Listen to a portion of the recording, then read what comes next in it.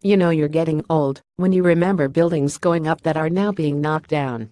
I recall the Sydney Entertainment Centre opening in 1983, the year after my favorite team, the Illawarra Steelers, made their debut.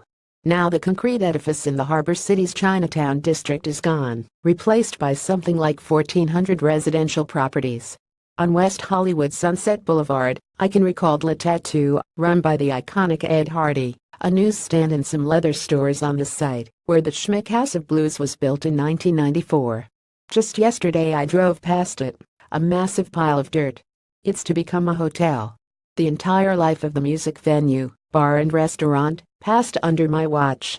At will Trinidad decide to redevelop Bellevue. More details https://colquittfpic.twitter.com/24HVEABE0M Bedford Super League Ed Super League September 20, 2017 in British Rugby League. Though, there are probably not many people around who can remember Headingley South Stand and Wakefield's Bellevue going up. The South Stand was completed in 1931. If Ed Hardy was iconic, then the South Stand was legendary. It is to be replaced and is currently being torn down. Photos of the process giving rise to formless unease when you look at them. And now we know that Bellevue is to be redeveloped too. The plan to build a £12 million, 10,000 capacity boutique stadium has only just been unveiled. Trinity should be playing there by 2020, according to reports. While on the surface few can be expected to miss the dilapidated 1895 venue, when the bulldozers come in, another link to Rugby League's first season will be demolished. Sleath Super sits goodbye to the legendary South Stand and Edlets Renos tonight. kpic.twitter.com/82QOEBR7RL Bedford Super League Ed Super League August 18, 2017. The same pangs of something sad will descend on Wakey fans that South Standers are now feeling. The reminders that everything changes may come via the disappearance of cherished landmarks, but the process doesn't just affect solid objects. Society itself changes, and so does the popularity and fortunes of the pastimes housed in these buildings. In 1895, when the ground opened, the Northern Union had just met to break away from the Rugby Football Union, which itself was only 22 years old. That year, the FA Cup was stolen from a shop window in Birmingham and never recovered.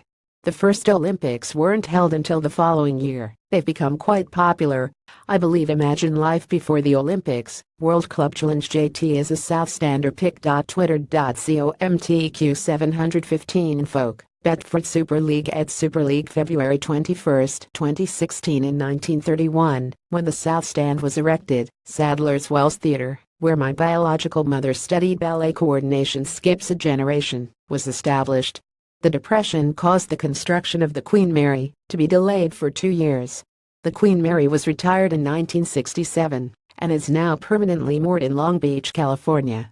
The point is, if a structure that dates back to 1895 can be raised and rebuilt, then Rugby League itself can be as well.